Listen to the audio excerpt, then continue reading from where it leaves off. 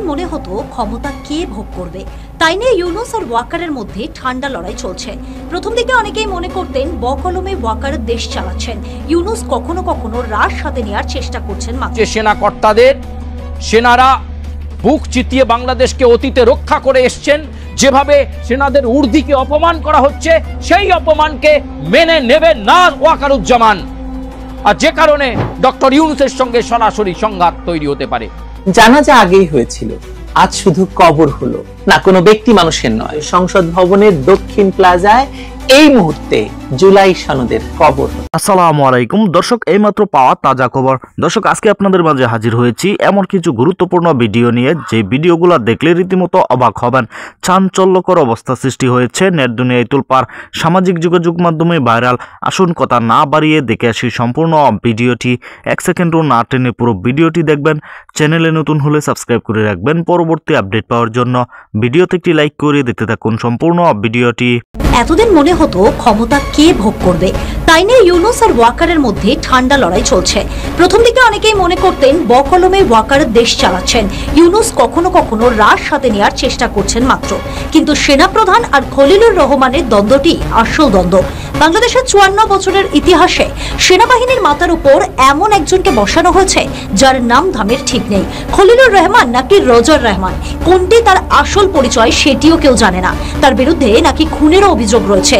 আর ওয়াকার তো নামেই সেনাপ্রধান, তার হাতে কতটা ক্ষমতা আছে সেটা সে নিজেও জানে না।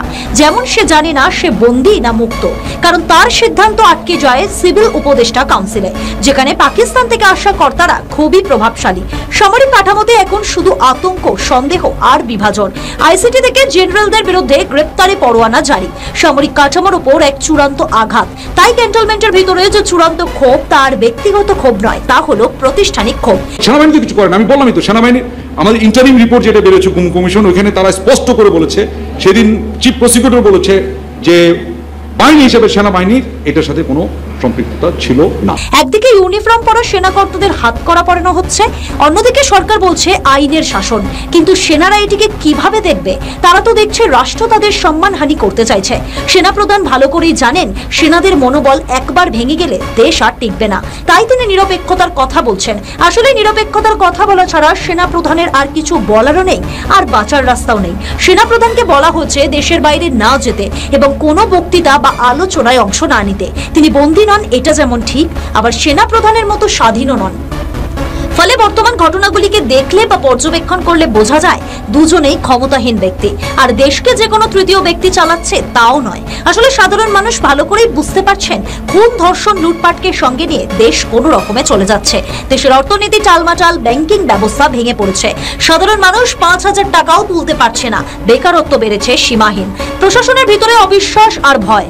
কারণ ইউনুসের চারপাশে যারা আছেন তারা সবাই এনজিও করা ব্যক্তি, রাষ্ট্র পরিচালনার কোনো অভিজ্ঞতাও নেই তাদের। ইউনুস বিদেশে গিয়ে 2-4 জনকে জুটিয়ে সভা সমিতি করেন, কে মেয়র আর কে রাষ্ট্রপতি সেটি যেমন বোঝেন না, তেমন বোঝেন না কার কি ক্ষমতা।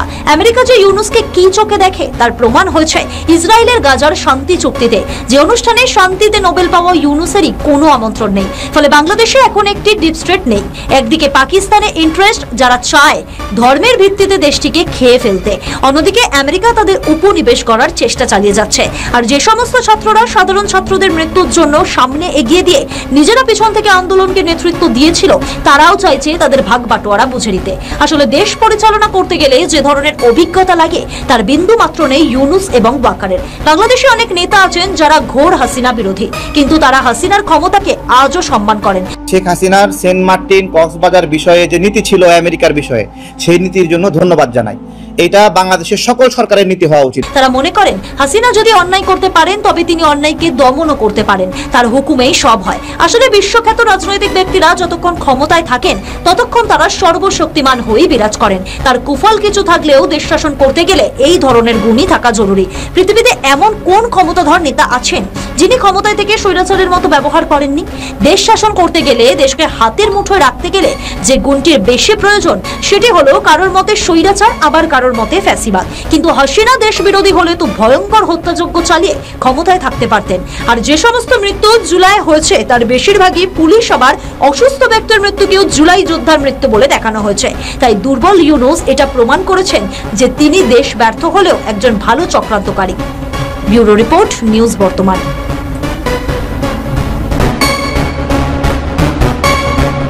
গত বছরের 5ই আগস্ট বাংলাদেশের সেনাপ্রধান ওয়াকারুজ্জামানের নেতৃত্বে সেনা অভ্যুত্থানের মুখে দেশ ছেড়ে পালিয়ে যান তৎকালীন প্রধানমন্ত্রী শেখ হাসিনা।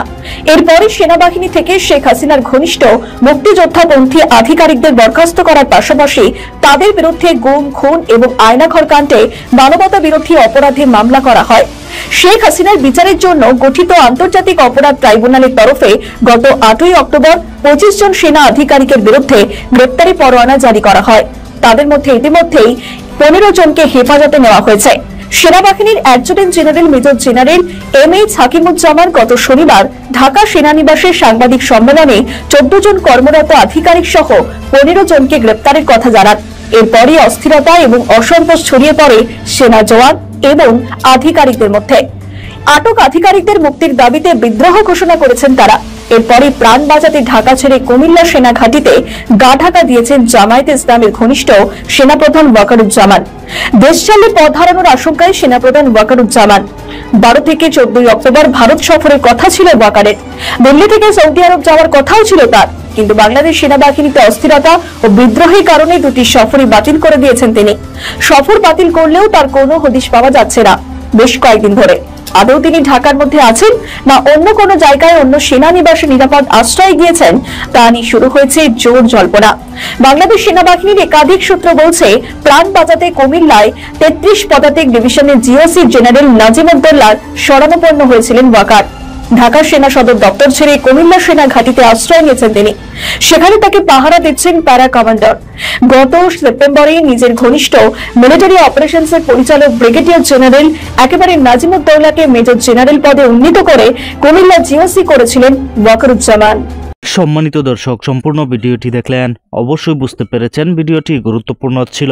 দর্শক, এই ভিডিওতে যে তথ্যগুলো পেয়েছেন এ বিষয়ে আপনাদের মূল্যবান মতামত অবশ্যই কমেন্টে জানাবেন এবং পরবর্তী আপডেট ভিডিওগুলো সবার আগে পেতে চ্যানেলটিকে এখনই সাবস্ক্রাইব করে রাখুন। এই মুহূর্তে বিদায় নিচ্ছি, দেখা হবে পরবর্তী কোনো ভিডিওতে। সে পর্যন্ত ভালো থাকুন, সুস্থ থাকুন। আসসালাম।